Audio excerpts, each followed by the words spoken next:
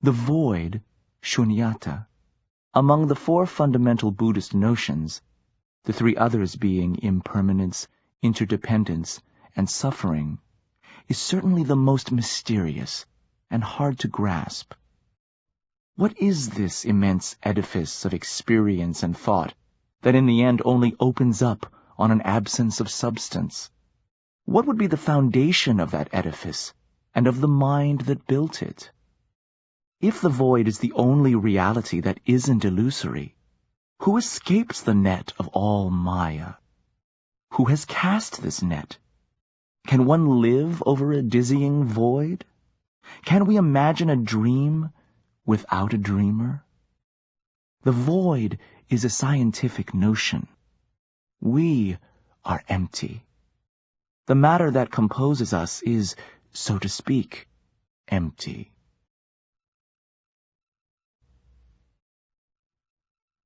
An issue which is very dear to my vision of the future is global demilitarization. This may sound idealistic to many people. I am aware that implementing it requires a step-by-step approach that will entail a process of rethinking in policy and public education.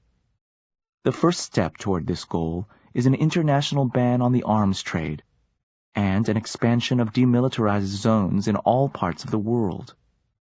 Recent progress on dismantling nuclear arsenals and nuclear test bans represent an encouraging and significant beginning.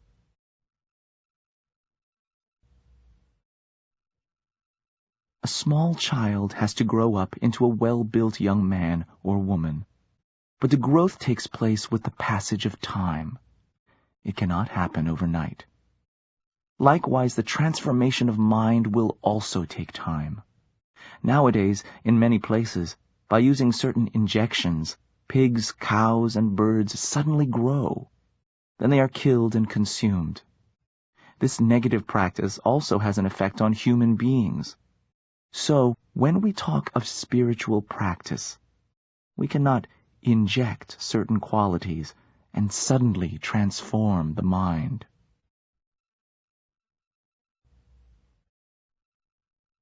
In the beginning of Buddhist practice, our ability to serve others is limited. The emphasis is on healing ourselves, transforming our minds and hearts. But as we continue, we become stronger and increasingly able to serve others. But until then, we may get overwhelmed by the sufferings and difficulties of other people. We may become exhausted and not able to serve others, not to mention ourselves effectively. It is natural to feel some limitation with both, and we just have to accept that.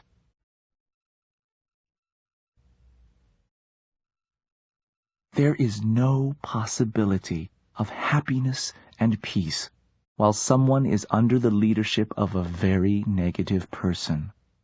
Therefore, reflect upon the fact that you are under the rule of ignorance.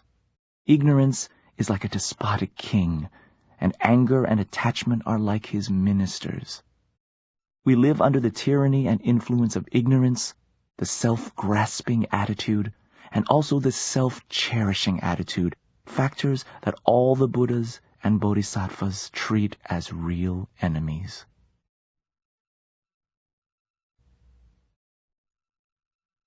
There are different types of patience. The patience of being indifferent to the harm inflicted by others, the patience of voluntarily accepting hardship, and the patience developed through the reasoned conviction in the Dharma.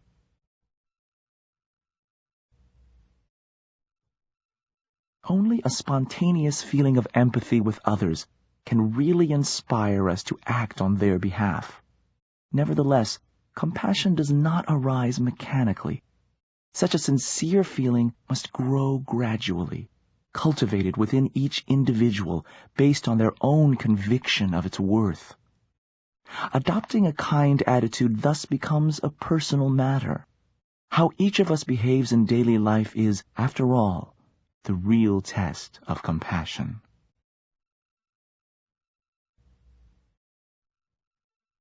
I feel there is a difference between the mental conflicts that one feels and the emotions they give rise to: anger, hostility, and so forth.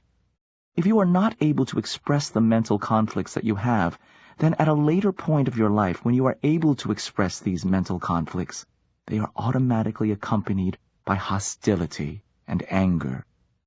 Therefore, it is important to express one's suffering, not so much the hostility, but rather the suffering.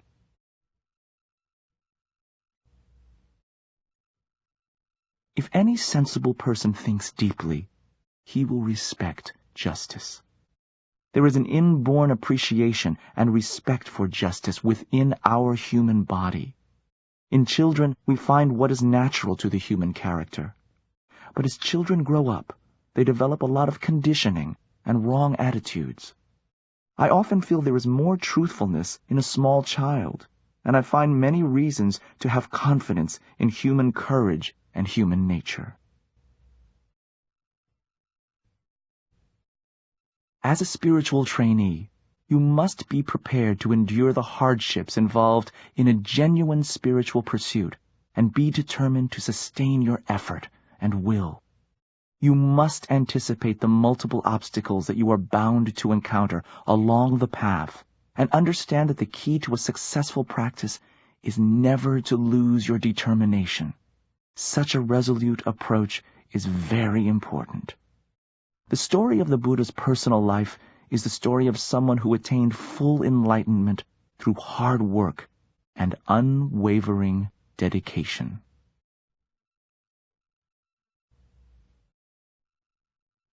If people everywhere are not allowed to strive for the happiness they instinctively want, then they will be dissatisfied and will make problems for everyone. Unless we can create an atmosphere of genuine cooperation not gained by threat or force, but by heartfelt understanding, life will become ever more difficult. If we can satisfy people at a heart level, peace will ensue. Without the basis of coexistence, if undesirable social, political, and cultural forms continue to be imposed upon people, peace becomes difficult. If there is love, there is hope to have real families, real brotherhood, real equanimity, real peace.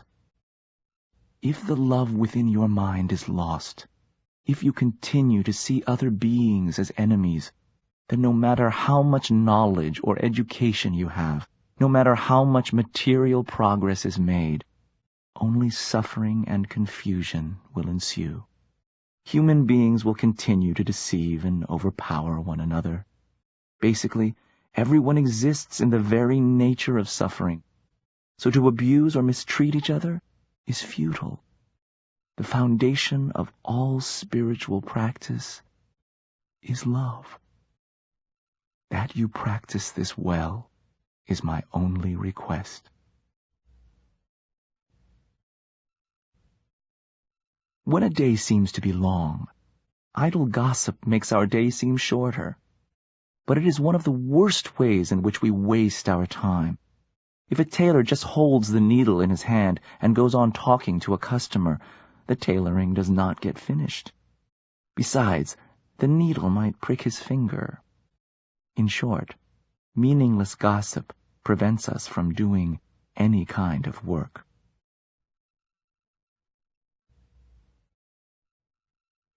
We eschew the path of mundane power, for the healing power of the Spirit naturally follows the path of the Spirit.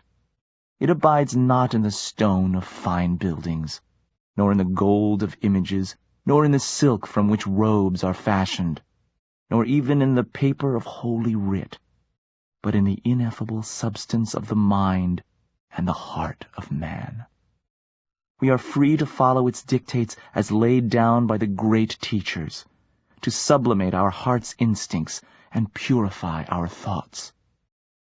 Through actual practice in his daily life, a person well fulfills the aim of all religion, whatever his denomination.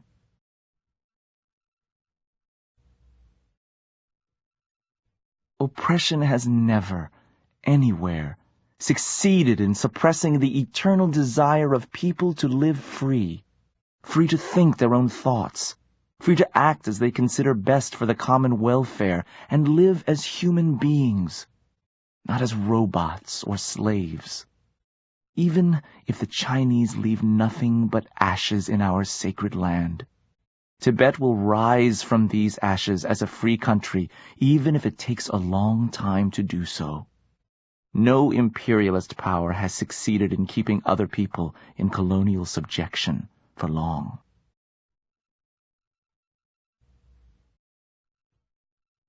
It is most unlikely that we shall actually be able to take on the sufferings of others and give them our happiness. When such transference between beings does occur, it is the result of some very strong, unbroken karmic connection from the past.